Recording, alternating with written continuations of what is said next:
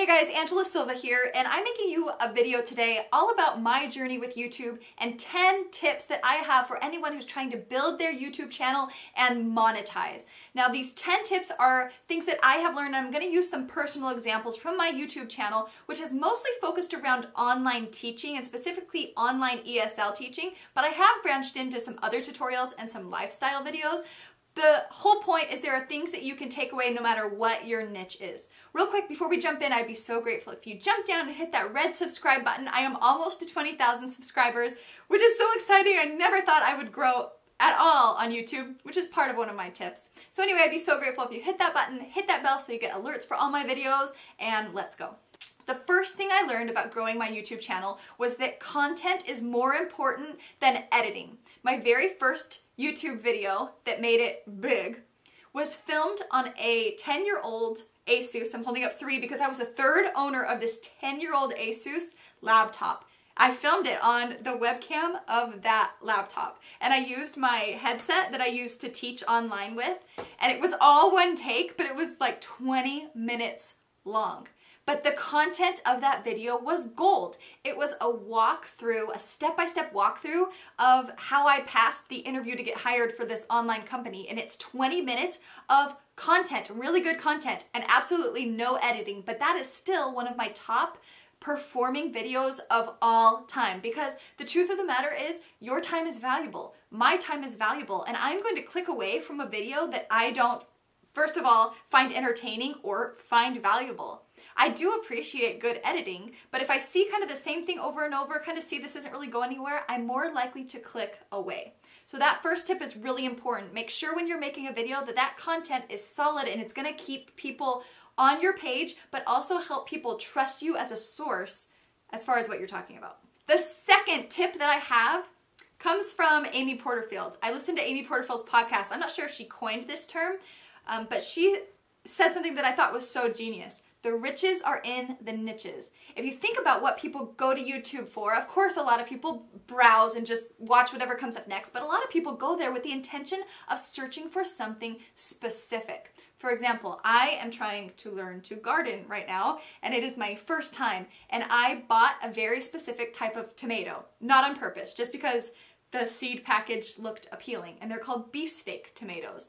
So I went to YouTube and I typed in how to grow beefsteak tomatoes. That is very specific. And the best videos that I'm staying on are the ones that are quick and that have content, that's just packed with content, but it's very niche specific. I'm not looking for any type of tomato. I'm looking for beefsteak tomatoes. And those videos are doing really well.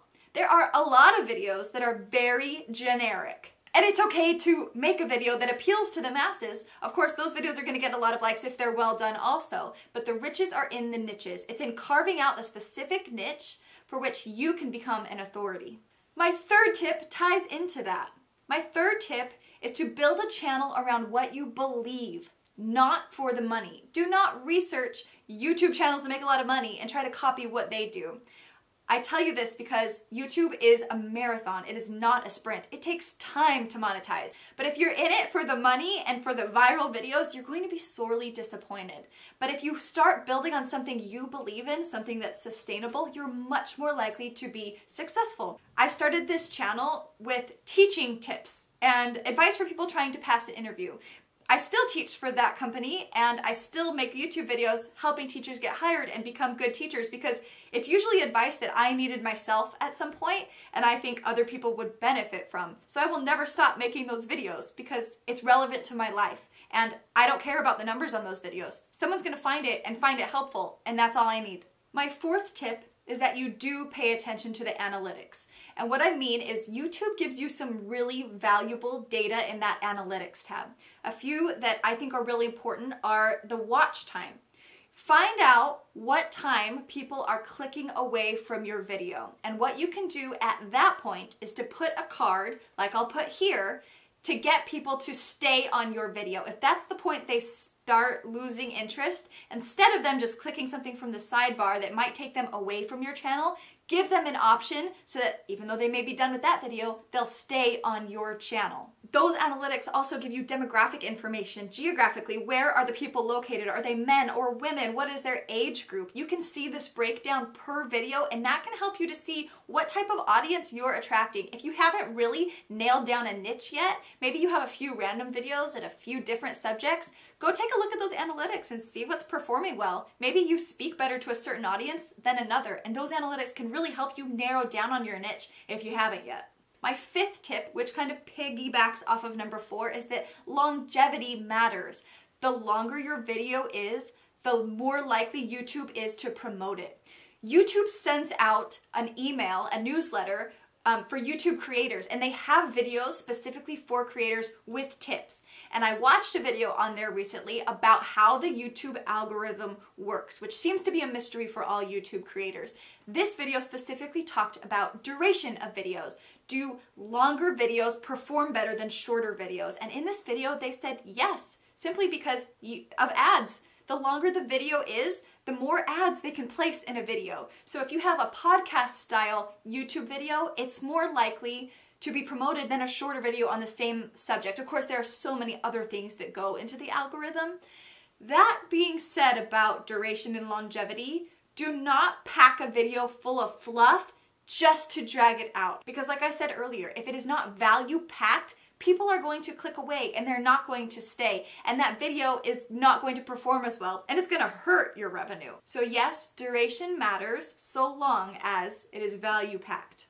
That leads me into my 6th tip, which is to deliver value in order to get people to stay. Delivering your content in a list like this or giving them the layout ahead of time helps people stay so that they know what to expect, and also because they want that sense of completion. So create your content, organize it in a way that gets people to stay on that video. But I can't emphasize enough that the value matters. If you're doing a video like this where you're offering a certain number of tips, all of those tips need to be valuable. If you're showing a step-by-step process, you need to make sure that you're thorough and well explained to get to that end result. Longevity matters, but value is most important. My 7th tip goes along with that analytics. Create content around those high achievers. I have had a lot of success in piggybacking content off a previously well-performing video.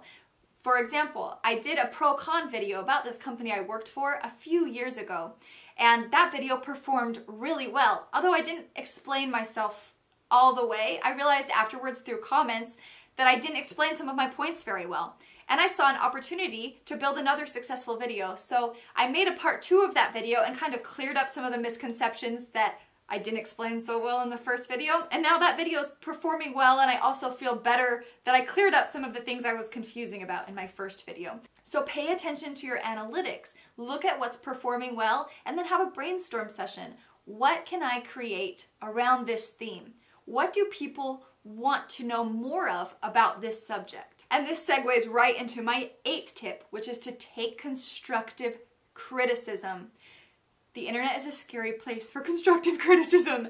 These comment sections can be brutal. I've been here long enough to see a lot of the ugly side of these comment sections. However, the creator of Quest energy bars, she's a beautifully bubbly woman. She talked about getting some criticism about one of her segments, and somebody told her, great, but you're doing a great job, but I only see one body style in every single one of your segments. It would be nice if you represented more body styles so we could relate to your content. And she thought, yes, you're right. Representation matters.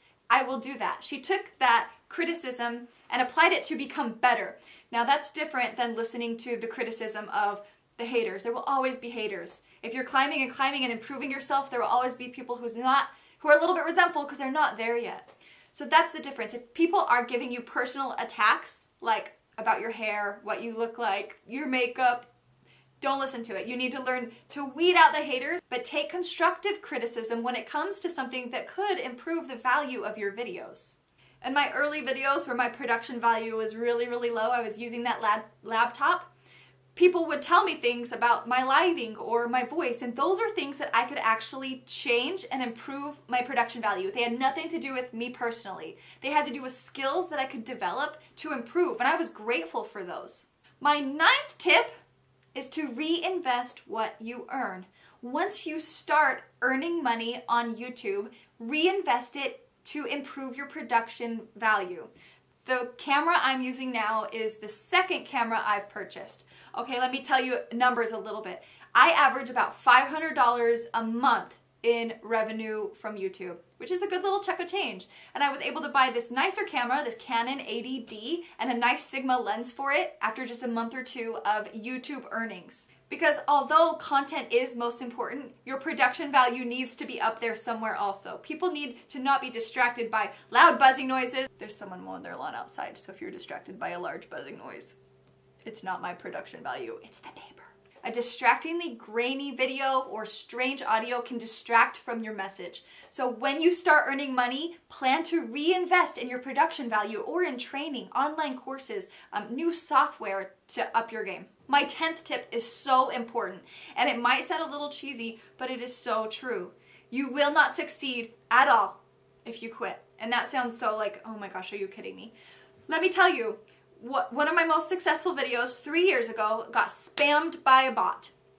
I had no idea what that was until I woke up one morning and this video that I didn't even have that many views yet, maybe 4,000 or 5,000 views. I woke up one morning to 5,000 thumbs down to this video. Again, this was about online ESL teaching. This was not a super, like, I don't know, controversial subject. How did this happen? I was devastated. Why would all of these people watch my video overnight and hate it? And I thought, this doesn't feel right. So I went into my analytics, and what do you know? They all came from Russia and Ukraine overnight. And then I started researching this, and it turns out that was a bot. Somebody likely paid to spam my video and give me thumbs down. I later found out that any interaction on a video is a good thing. Even those thumbs down can, although lower my credibility because people think that video is no good, but it's still an interaction. It means people are watching it. That being said, I was so discouraged. I really thought my credibility was shot, that I had all these haters out there. Why go on? And then my husband and I found this meme on Instagram, and it was something along the lines of how in video games, when you get close to winning, you start encountering more enemies. And I was like, oh my gosh. If this video, if what I was doing was completely irrelevant, people wouldn't bother doing that. Wow. Do not quit if you get discouraged. Do not quit if your numbers are low. If you believe in what you're doing, keep going. And that is how you win. Keep going when you hit those obstacles. Keep going. That is the only way you'll know if you succeed. If you quit, you'll never know. Don't think about going viral. Don't get obsessed and hung up on those numbers. Deliver quality content that you believe in. Take criticism and up your game, and it will pay off. I hope this video was helpful. If it was, thank you for the thumbs up. Leave me a comment and let me know which of these tips you are going to work on to up your YouTube game. Please don't forget to subscribe, and I will see you in my next video.